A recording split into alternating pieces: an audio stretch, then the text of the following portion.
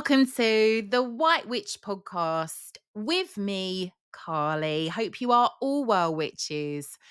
On this episode, it's October Witchcraft, but without encroaching on Samhain, because from Monday, 27th of October, we have a whole week of Samhain-themed episodes to get into this. So on this episode, we are looking at myrrh, often associated with Samhain.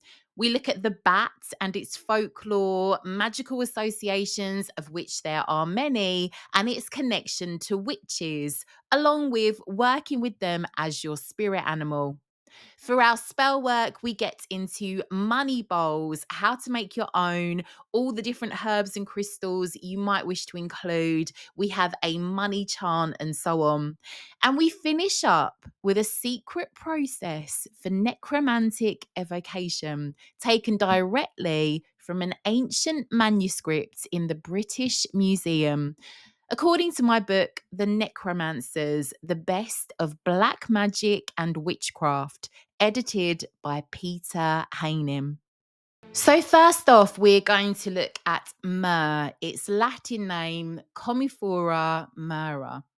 It's linked to deities Adonis, Isis, Ra, Marian, Hathor, Hecate, and Anubis. It has a feminine energy. It is connected element-wise to water predominantly, but also has been linked to fire. Its water attributes connect to its links to feminine energy, but also sorrow, tears, grief, contemplation, and the womb. Planet-wise, it's generally connected to the moon, especially the dark moon, but it has also been connected to the sun, Mars, and Saturn.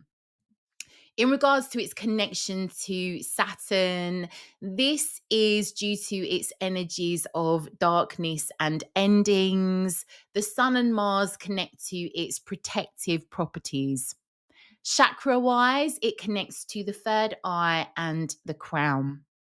Its magical associations are spirituality, death, exorcism, eternal life, ancestral veneration, deity offerings, grounding, peace, transformation, balance, equilibrium, enlightenment, acceptance, warding off evil spirits. Again, I guess like that's connected to exorcism, curses and harmful energies, protection, shields from psychic attacks and malevolent forces, hex and curse removal, banishing, purification, moon rituals, psychic activation, energy amplification, emotional and physical healing, especially in rituals relating to grief and loss.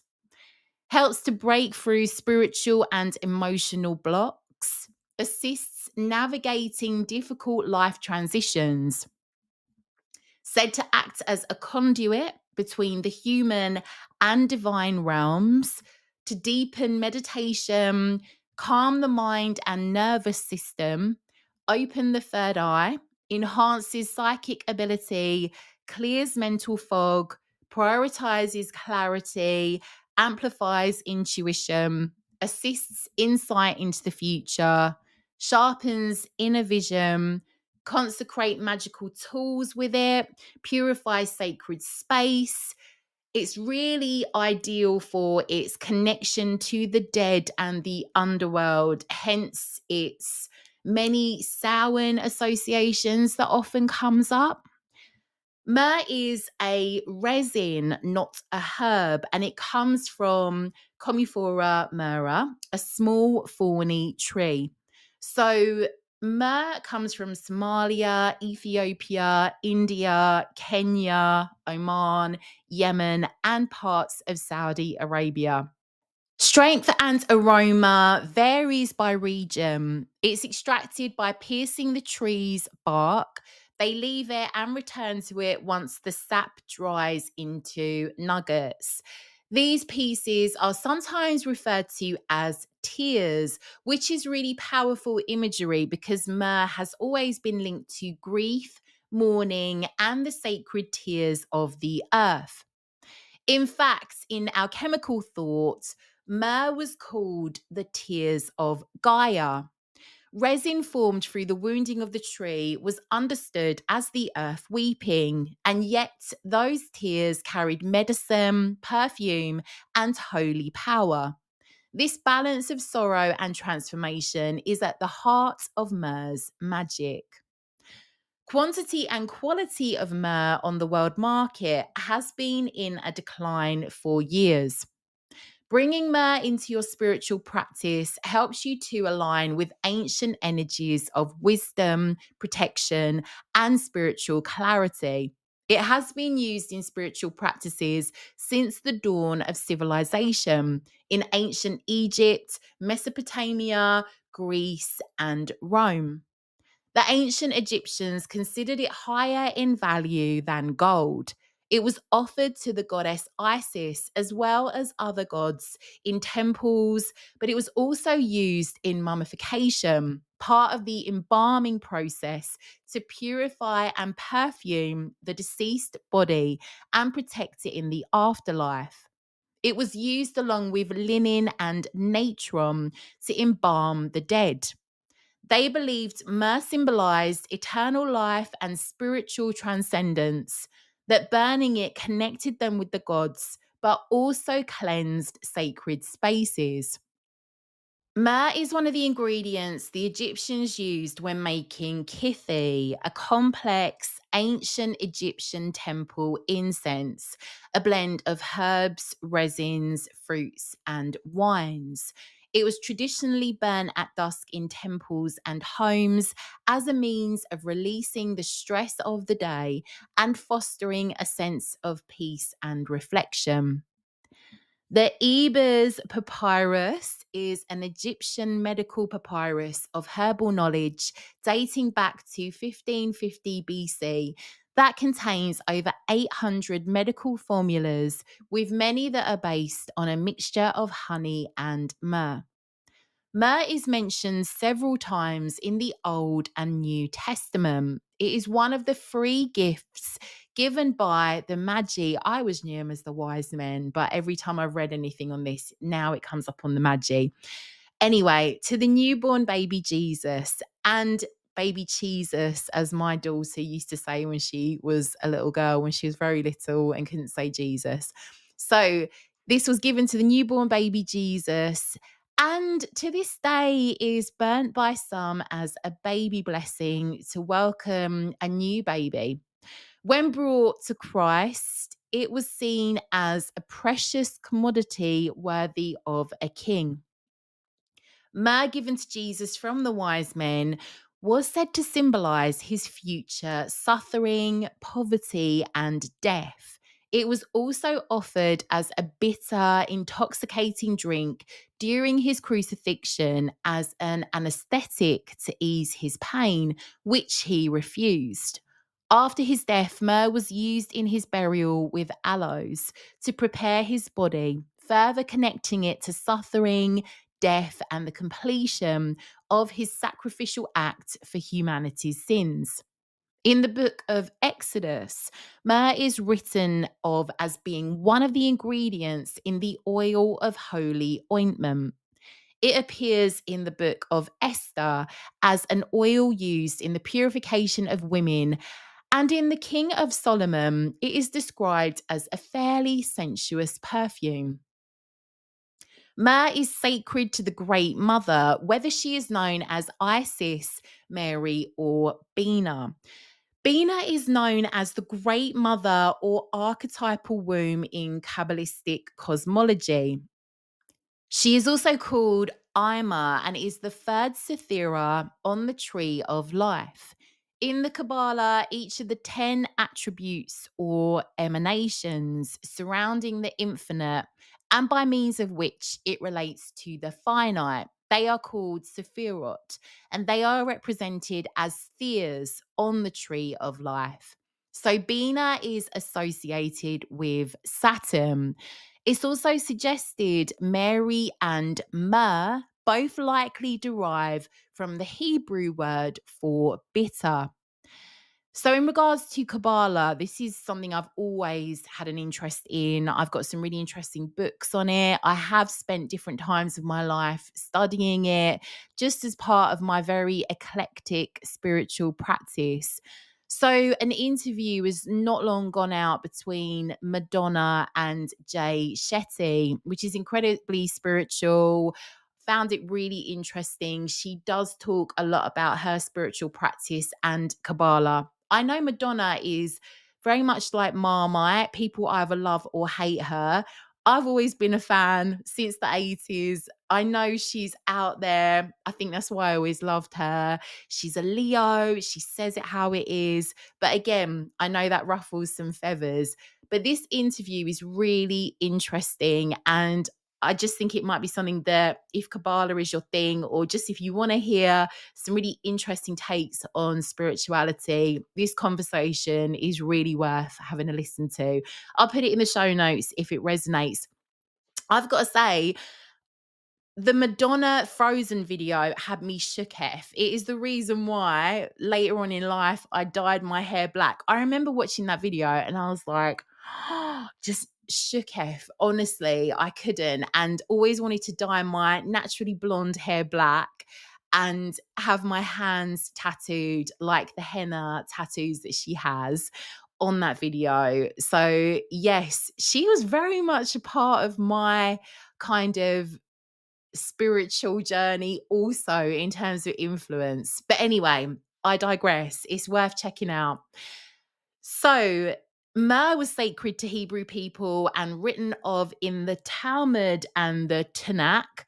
Myrrh was used to make keteret, an incense blend consecrated and used in the early temples of Jerusalem. Myrrh's use in embalming was a customary symbolic practice in Jewish burial customs, underscoring its association with death and preparation for the grave.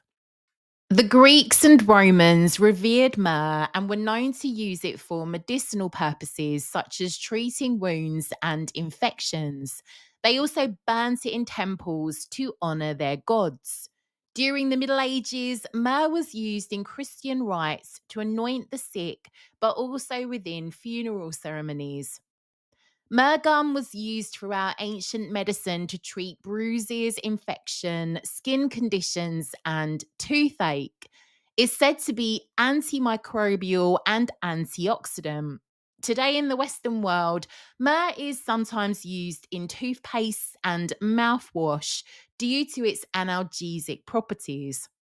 In some forms of Eastern medicine, myrrh is used for its restorative properties.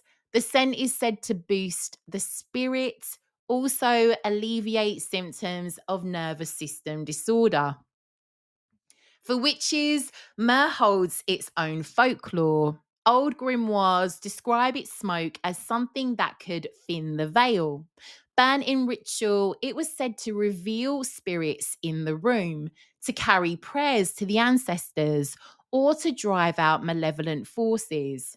It became a staple for both exorcism and necromancy, equal parts protective and dangerous.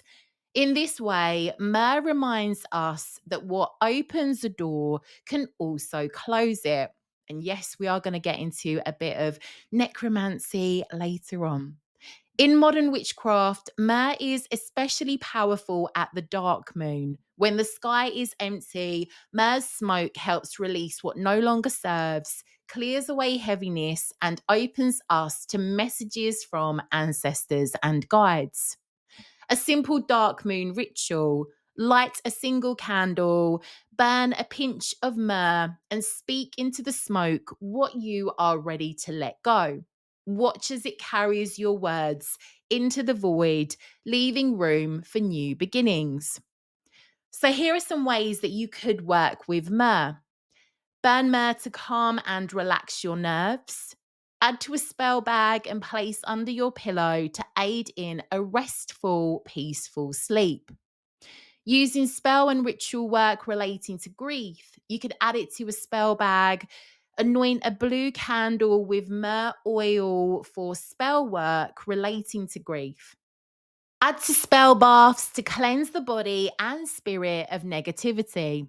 Add a few drops of myrrh oil to your bath or dissolve some myrrh resin. It's said to help remove unwanted energy. Myrrh oil can be used to anoint yourself prior to rituals, alongside offering spiritual protection and clarity. Myrrh clears away stagnant energy and negative energies, allowing for new positive vibrations. Burnt in the home, it creates a barrier of protection, shields inhabitants from malevolent forces and psychic attacks. Burn myrrh before divination, such as tarot, scrying, or pendulum work.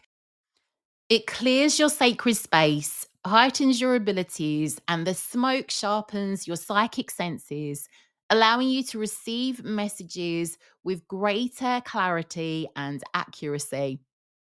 Using ancestor rituals, especially at Samhain, to connect with and honor your ancestors. Used to honor or invoke ancient goddesses you work with, especially those connected to death, healing, and transformation.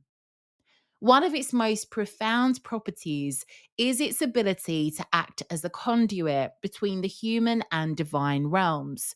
So it's ideal to use to invoke angels, asking for divine guidance, wisdom, and protection from spiritual forces.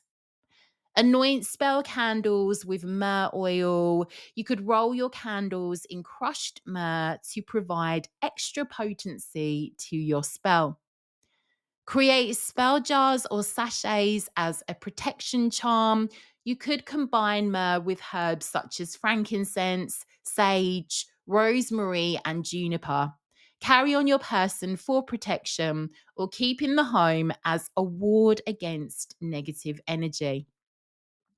Burn myrrh and pass your magical tools through the smoke to cleanse and protect them. Raise your crystal ball over the smoke to strengthen your psychic vision. Burn when meditating in order to quieten the mind, open the third eye, and enhance psychic ability.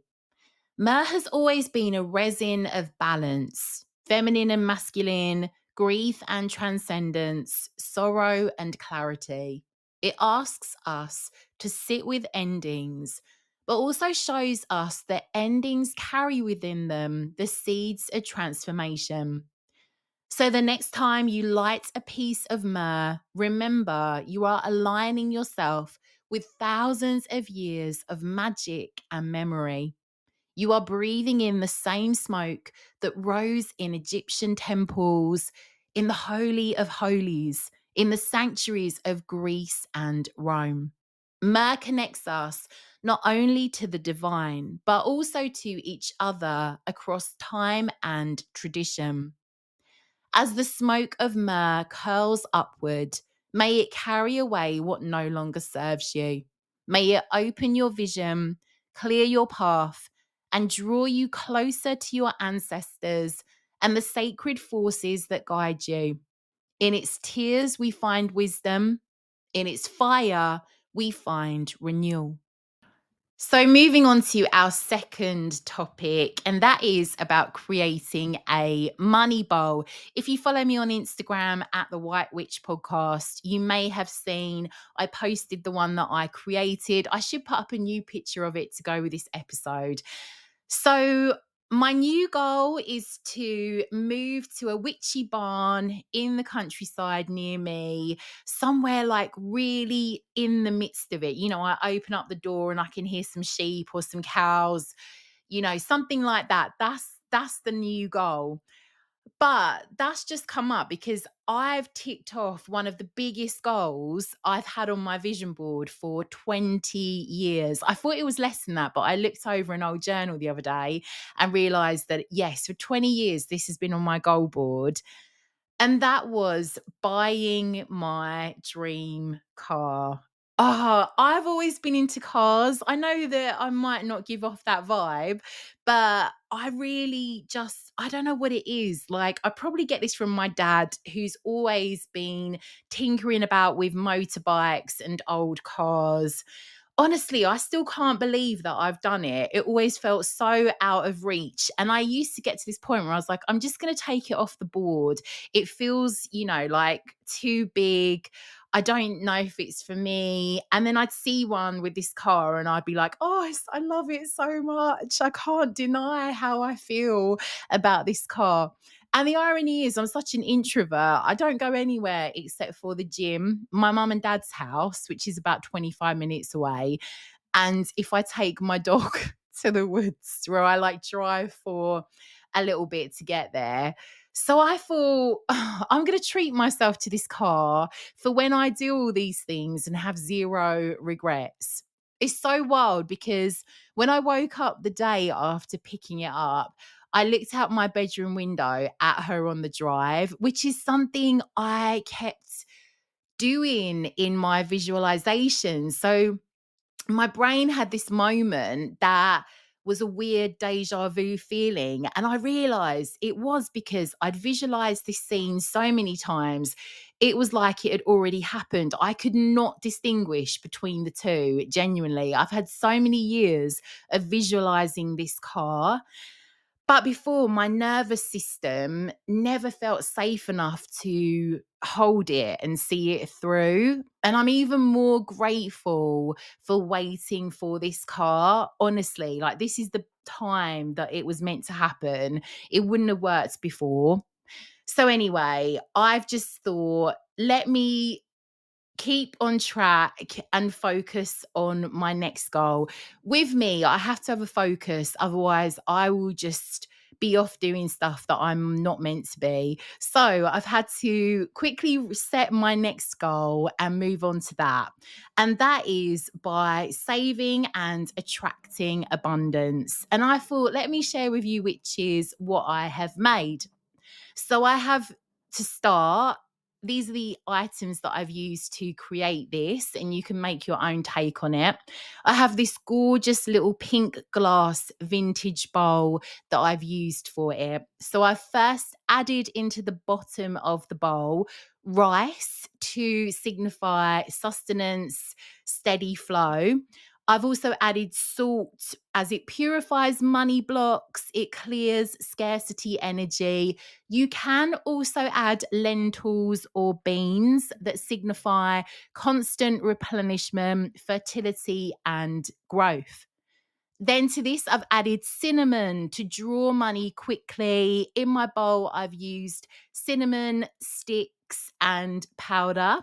They also bring to this speed and magnetism. Then I've got bay leaves with their association with manifestation. I've written on the bay leaves my manifestations, so what I'm bringing in, what I'm working towards, but you could also put on them like sigils or so on. Then I've added some little tiny like key charms that I've got to signify success. So yes, if you've got any old keys or anything, you could add those for success, opening doors and so on. You could add allspice, which is said to draw money in. You could add ginger as it's connected to success and stability, speed and magnetism. You could add peppercorn for courage and protection. Coins or notes, ideally in the currency of the country you reside in or intend on spending this money in, so you create a strong connection to your financial prosperity. So I had some euros and I'm like, I'm not going to add those. I'm just going to stick to good old sterling. I've also got a green aventurine crystal in the shape of a rabbit, which I bought purposely for this because rabbits multiply relentlessly through breeding. So I think that is a great figure for this crystal to be in for this purpose. Green aventurine is my favorite crystal to work with for attracting and increasing money. However, you could use other crystals such as citrine, tiger's eye, pyrite. I've added some rose quartz to keep my wealth heart-led and in tune with my values. So I placed a green spell candle into the center of my bowl. You could anoint it with oils such as bergamot or patchouli that enhance prosperity attracting properties. I happen to have some horn of plenty oil, which is said to attract wealth, success, and esteem. So, Horn of Plenty oil is designed to bring great wealth, abundance, and recognition into your life, whether you're seeking financial success, prestigious awards, or increased esteem. This powerful oil helps attract prosperity and opportunities, and you can use it during rituals or anointing personal items. Or you could apply it daily to invite abundance and achieve your goals. So you could write down and add any intentions or affirmations relating to money that you're wishing for in order to focus on these. It could be your financial goal or just money affirmations that you wish to speak that you place inside the bowl. So once I put all this together, I used the following words. I found this on Pinterest. Coins and bills, hear my call. Money flows and does not stall. Wealth and fortune grow and stay. Blessings come in every way.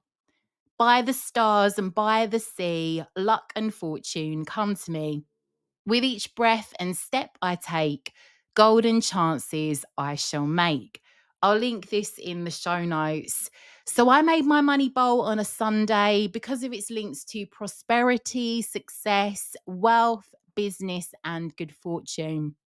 You can spend a few moments each day visualizing your financial goals and feeling gratitude for the abundance you are inviting into your life. So I've kept my money bowl on a windowsill, but you could leave it by your front door, in your bedroom, on your altar. You may even have a wealth and prosperity corner in your home. So to tend the bowl, you could sprinkle cinnamon weekly as a little income booster. You could drop coins or notes in it whenever money arrives, even small wins. And once a month on a new moon, you could stir it clockwise 3 times to reawaken the flow. So now we're going to look at the bat. It's connected to the element of earth, the planet Saturn, deities Lilith, Hel, Hades, and Persephone. And in tarot, the hanged man.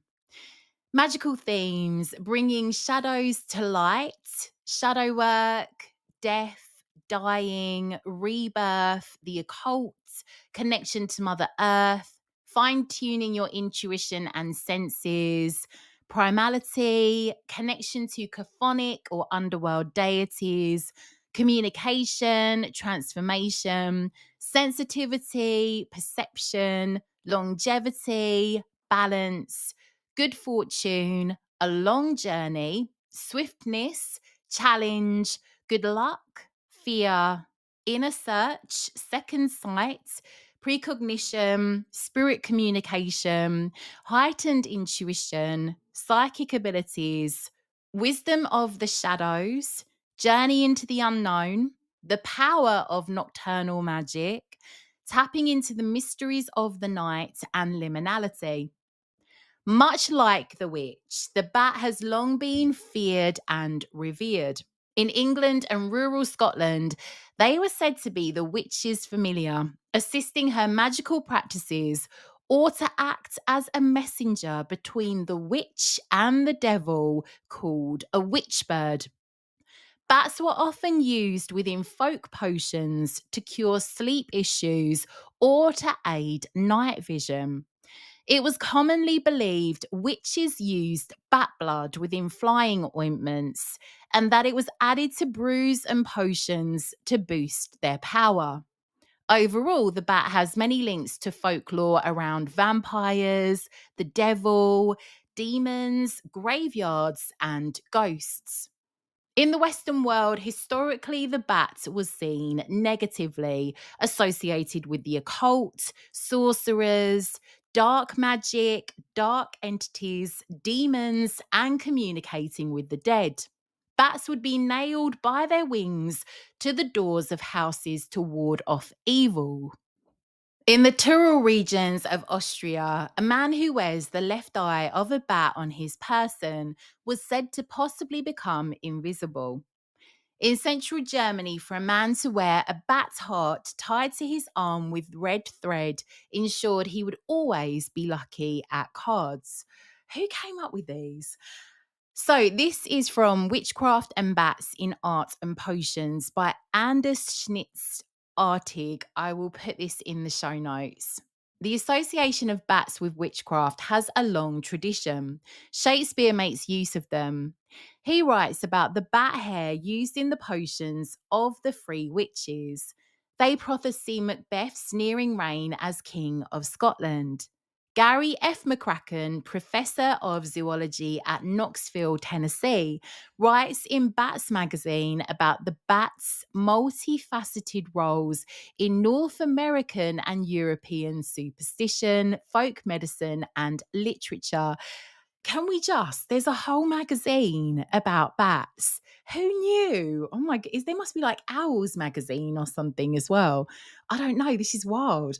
He collects stories about bats from around the globe. They aren't always little demons or ingredients in potions like we saw in Dutch painting. McCracken also tells of luck charms or love potions made from dried, powdered bats in beer, which were primarily intended to enchant women. In Tyrol, he heard stories of people becoming invisible if they carried the left eye of a bat. This is also reported in the Dictionary of German Superstition. Another superstition has said that pistol balls soaked in bat blood would always be accurate. Attached to door frames, bats were supposed to bring good luck and, in some stories, even ward off negative spells. Bats are also associated with hair loss. In Austria, the dwarf bat is therefore also called Harafurl. The southern French word pissorato, pissing demon, is a reference to the idea of hair loss and baldness when a bat urinates on one's head. Okay. According to McCracken, the use of bat parts as part of magic practices is because of the transfer of the skills of the animals to their effect in humans. For example, enhanced vision or near invisibility at night, as well as staying awake during the night. The effects of bat parts, whether on health, libido, marksmanship, or visibility, McCracken attributes to the realm of fantasy. The mystery around the flight safety of bats goes back to the fact that until the 1930s, it was believed that bats had excellent vision in the dark. But shortly after bats' echolocation abilities were discovered and their abilities to navigate and spatial perception became better understood, all those stories and tales about the skills and abilities of bats has led to the death of many of them. Furthermore, it shows that there is still a lot to learn about the cultural history of bats. This is from Animals and Witchcraft on controversial.com. In folklore, to wash your face in bat's blood will enable you to see more clearly in the dark. To keep a piece of bat bone in your pocket will ensure good luck. Powdered bat's heart will staunch bleeding or stop a bullet, and bullets from a gun swabbed with a bat's heart will always hit their target. To put bat's blood into someone's drink will make him or her more passionate, and you can stimulate a woman's desire by placing a drop of bat blood under her pillow. To prevent baldness or your hair graying, you should wash the hair in a concoction of powdered bat wings and coconut oil. The list of folklore concerning bats is endless, and even Shakespeare got in on the act. In his famous play Macbeth, he had his three witches adding wool of bat to their hell broth. And in The Tempest, he had Caliban place a curse on his master, Prospero, which included the line, all the charms of sycorax, toads, beetles, bats light on you. In ancient Greece and Rome, it was believed you could prevent sleep through placing an engraving of a bat under your pillow or through tying a bat's head in a black bag and keeping it near your left arm. So random. The ancient Greeks linked the bat with death and untrustworthiness, and that when they flew into the caves, they were seeking passage into the underworld. The bat in Homer's Odyssey symbolizes souls of the dead. Pliny the Elder believed that to manage misfortune, one should obtain a bat, carry it alive around your house 3 times before nailing it upside down outside a window. When Christianity rose to power, the bat was demonized and said to be unclean and unfit for consumption. Were we eating them before? I don't know. They believed them to symbolize idolatry and worshipping false gods whilst acting as messengers of Lucifer. In paintings and stories, they were depicted as evil spirits. Artists would include witches, demons, and Satan, along with bats in their work. I'm happy to be in that mix. That's fine with me. Strangely, in early Christianity, the bat was said to represent charity. In medieval Europe, people thought bats were demons or witches in shapeshifter form. The bat was noted in the medieval book of beasts, the bestiaries, as symbolizing lust and sinners who lived in darkness. This is likely due to the fact bats mate with both males and females. In Irish folklore, should a bat escape with a strand of a woman's hair, it was said she was bound for eternal damnation. In French folklore, a bat in a woman's hair presages a disastrous love affair. Bats, however, do not generally make a point of being tangled in one's hair. This was an old wives' tale created to prevent young women from going out at night. If a bat got into your house, it was said to mean someone was about to die. One arriving in your house on Halloween meant your house was haunted. I wish I could play the little snippet of this, but there's that wonderful Irish father and son, and that bat gets in their house and it's flying around, and the son's going, "Catch him, Derry, catch him." Irish accent is not there, alas. The bat was held in high regard by the Native American Indians due to its marked sensitivity. They believed the bat to represent intuition, rebirth, dreams, and vision. Tribes would observe the bat flying at dusk and believed it to bridge the land of the living with the otherworld. Shamans would invoke the bat spirit when they needed night vision energy. They also considered it to have a trickster energy. The bat often appears in cautionary tales. In Mayan mythology, they had many tales of bats, one of a minor deity called Camazotz, which translates as death bat. This god symbolized nighttime and human sacrifice. Stories depict him with the head and the wings of a bat, the body of a man. He was considered an entity that was a harbinger of destruction and misfortune. A god of the caves who within the Mayan sacred book of initiation rites, Popol Vuh, resided in a bat house in the underworld, a labyrinth of caves that bats flew into. Throughout many cultures, the cave is seen as a gateway to the underworld and linked to death. In the Ivory Coast, the bat was believed to be a spirit of the dead. Throughout many cultures, the bat was sacred to ancient priestesses, seers, and healers. On the eastern side of the world, in many cultures, the bat has long been seen as lucky and a symbol of happiness and long life. Seeing 5 bats together is said to be a fivefold blessing of longevity, good health, financial security, a virtuous life, and a natural death. During the Middle Ages, the bat was clubbed together with the rat, as being seen as the cause of the plague due to their similarities in appearance. The bat, however, is more closely related to the human than the rat. Bats, however, can carry diseases harmful to humans. They have existed on Earth for millions of years.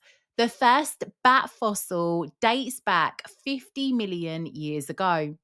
They are nocturnal mammals that roost in caves, barns, abandoned buildings, wherever they feel comfortable. They can be found practically anywhere in the world and possess the ability to fly up to 60 miles per hour. The bat can live up to 40 years old, which, considering their small size as a mammal, is pretty incredible. They are pollinators, important to the production of bananas and avocados. They pollinate many plants and spread the seeds so more can grow, making them vital to our ecosystems. They are a natural ward against disease as predators of the mosquito, an insect that carries disease. They can eat up to 1,200 per hour. The bat isn't blind. This is a myth, and in fact, some have excellent eyesight for hunting insects by night. Hence, they were used in potions for treating vision issues. They have small eyes with very sensitive vision, which helps them to see in the dark. Some have eyesight sharper than us humans. Many prefer to rely on their eyesight alone to hunt. Some fruit bats do not echolocate at all. Echolocation is how the bat navigates in complete darkness to locate its prey. There are 1,300 species of bat, and only 3 species drink blood. Only 3, though. This is from the folklore of bats, from mythology to witchcraft to facts by Al Cation. These vampire bats live in Central and South America, and their favored menu items are birds and livestock. However, they will snack on porcupines and armadillos and take a taste of human blood if they sleep outside. The thought puts a shudder up the spine, and it should, because the little rascals can carry rabies. Note to self, don't sleep outdoors in vampire bat country. Long before news of vampire bats reached Europe, there were loads of myths about blood sucking vampires draining the blood of people. But it took Bram Stoker to give the vampire its modern form. In his 1897 novel Dracula, he created the eponymous character of a Transylvanian count that could turn himself into a vampire and drink the blood of his victims. The bat, as a spirit animal, can indicate you are perceptive, flexible, talented, and keenly aware of your surroundings. They can indicate shamanic death and rebirth and represent the need to use spiritual initiation in all aspects of life. Bat arriving in your life can signify an omen of change, a transition period where you will be taken to a new world. Transitions can be frightening at first, but Bat can help us overcome the transition period in the best way possible, whilst reminding us to let go of old patterns and habits that no longer serve us and hinder our growth. Bat asks us to let go of fears as we navigate this. Bats appearing in your life in physical form, dreams, or meditation signify a change in your job, relationship, just overall a major life event. Bat encourages you to connect with family and friends that can assist you through these major life events so they can support you in a time of transition. Bat represents the exploration of the shadow self, integrating our darker aspects in a bid for spiritual growth and self empowerment. Bat asks you to be aware of your intuition and instinct as a messenger from the spirit realm. They can provide insights and messages through dreams and divination. Invoke Bat's energy when you wish to reflect and understand your deepest desires. Bat asks us to face our most intimate fears and find the courage to go within. Symbolically, the bat is considered the great master. They enter the bowels of Mother Earth and know her secrets. Enter deep into the cave of your human psyche. Bat's message takes us within ourselves to bring light to our shadow, aids us in exploring our hidden self and any potential shadow self we are hiding. The bat calls you to the path of the earth goddess. Some earth goddesses use the bat as a messenger. Lilith is said to be a primal earth goddess, often associated with the bat, who has been demonized like the bat. Later legends depict her as a vampire spirit or succubus due to the bat's association with the vampire. Most underworld and chthonic deities are linked to the bat. Invoke bats when you need to find courage to face the darkness in your life. Work with bat's energy to help you uncover your true potential and express it, to help uncover mysteries that are yet to be revealed, to help you reach your highest peaks of knowledge, and to assist you in rebirth after crisis, allowing you to renew yourself. These are liminal creatures who exist between this and the other world. They represent primal instinct and using it. Bat asks you to use your instinct to navigate the darkness within your life to find your way home. The bat is the guardian of the night, guiding and protecting those who seek their guidance. They can take us from the dark to the light. When we let go of the old self, when we explore and shine a light on our shadows, we are harnessing the essence of this nocturnal animal. Should you decide to work with bat as your power animal, it is said you will likely be put to the test because the bat requires the ultimate commitment for spiritual growth. It's also said that should bat be your power animal, it won't be an animal with you for a season of your life. Once its energy has entered, it is here to stay and will faithfully accompany you throughout your life, even if it isn't your main power animal. So, in keeping with the season and also some references to necromancy on this episode, I thought I would read out a little section from this book, The Necromancers, The Best of Black Magic and Witchcraft, edited by Peter Haining. So, in it, there is a section, the secret process for necromantic evocation, taken directly from an ancient manuscript, which is Sloan MSS 3884. So, this is a manuscript within the Sloan Manuscripts collection housed at the British Museum. This is current what I'm reading. However, this book is from the 70s. This encompasses a range of subject matter, including medicine, alchemy, chemistry, botany, and natural history. This extensive manuscript collection, along with Sir Hans Sloane's broader collections of natural history and antiquities, formed the foundation of the British Museum upon his bequest to the nation in 1753. So this is still managed by the British Library. Sir Hans Sloane existed between 1660 to 1753. He was a physician, scientist, and collector with a vast collection of objects, books, and manuscripts that formed the basis of the British Museum. So, yes, this is a real piece of information that is out there. And I just thought it'd be really interesting to read. Here we go. It is decreed that if the ghost or apparition of a departed person is to be exorcised, the magician with his assistant must repair to the churchyard or tomb where the deceased was buried exactly at midnight, as the ceremony can only be performed in the night between the hours of 12 and 1. The grave is first to be opened, or an aperture made by which access may be had to the naked body.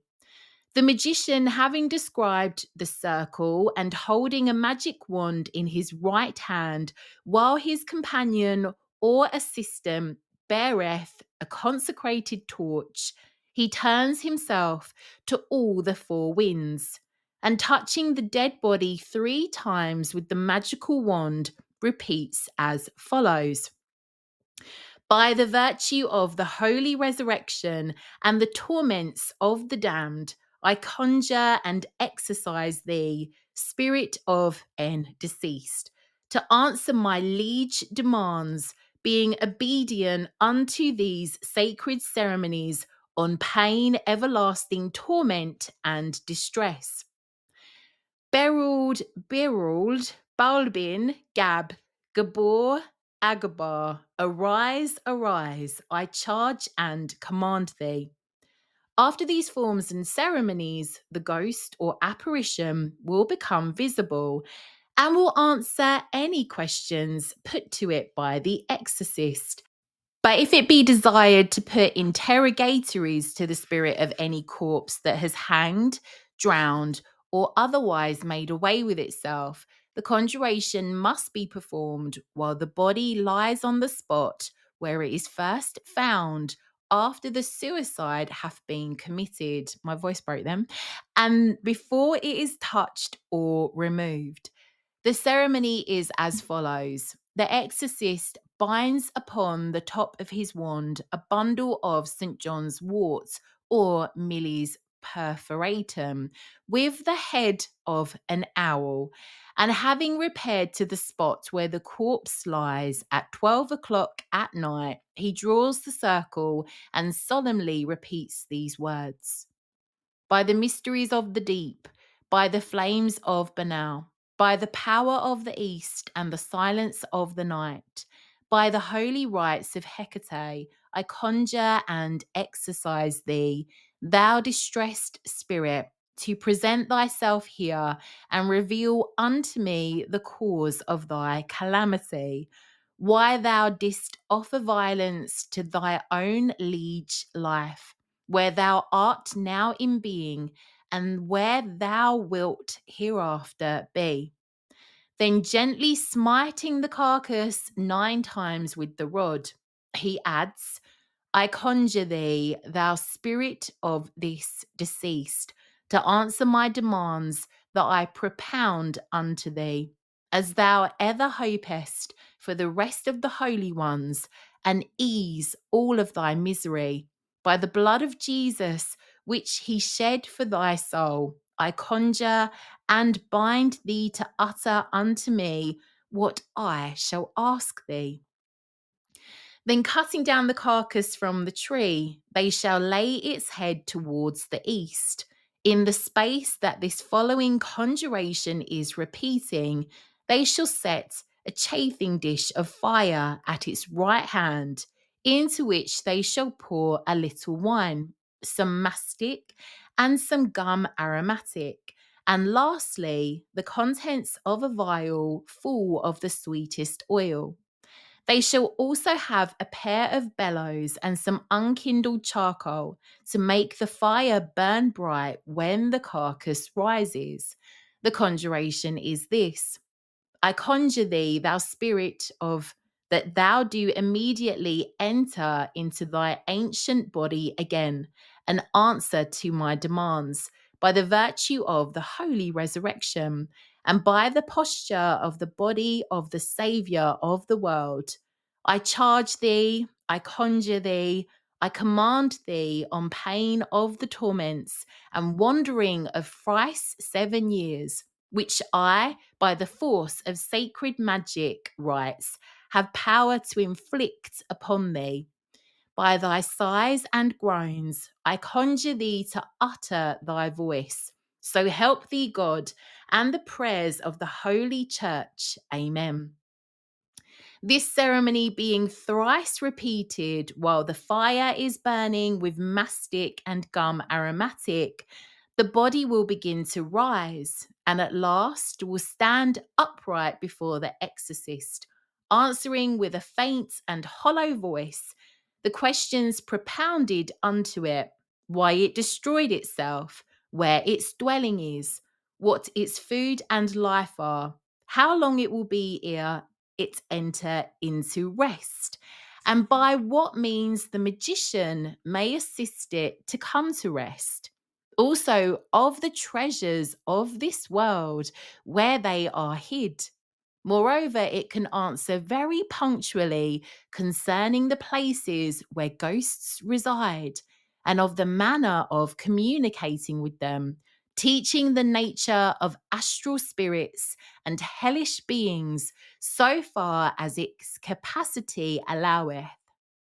All this when the ghost have fully answered, the magician ought, out of commiseration and reverence to the deceased, to use what means can possibly be used for procuring rest unto the spirit, to which effect he must dig a grave, and filling the same half full of quicklime with a little salt and common sulphur, must put the carcass naked into it. Next to the burning of the body into ashes, this is of great force to quiet and end the disturbance of the astral spirit. But in this and in all cases where the ghosts or apparitions of deceased persons are raised up and consulted, great caution is to be observed by the magician to keep close within the circle. For if by the constellation and position of the stars at his nativity he be in the predicament of those who follow the black art for inquisitous purposes, it is very dangerous to conjure any spirits without describing the form of the circle and wearing upon the heart or holding in the hand the pentacle of Solomon. For the ghosts of men deceased can easily effect sudden death to the magician born under such a constellation of the planets, even whilst in the act of being exercised. So that's my plans for the weekend, all sorted. Great. I've always wanted to get into an episode of necromancy. I definitely think it's something that I'd like to look at in more detail than we touched on different podcast episodes. But yeah, that was really interesting and such an old piece of information, such an old record. Thank you for joining me today, witches. That is all I have for you. Just to say, if you are a member of the Hedge and Hollow, my Patreon, you can access grimoire pages over there for podcast episodes. There will be grimoire pages for this episode live over on Patreon. In the Witches Who Run with the Wolves tier, we have our Samhain circle for Thursday, the 30th of October from 7 p.m. UK time. If you wish to join us for that, that's on Zoom. You can access the replay the following day. If you can't make it, there'll be tons for you to access and take part in, even if you can't make it at the time. However, we would love to see you there. It's such a friendly group of witches. You'll fit right in. Thank you so much for joining me today. I'll be back soon with some more witchy topics. Have a wonderful week, and I'm sending you lots and lots of witchy love.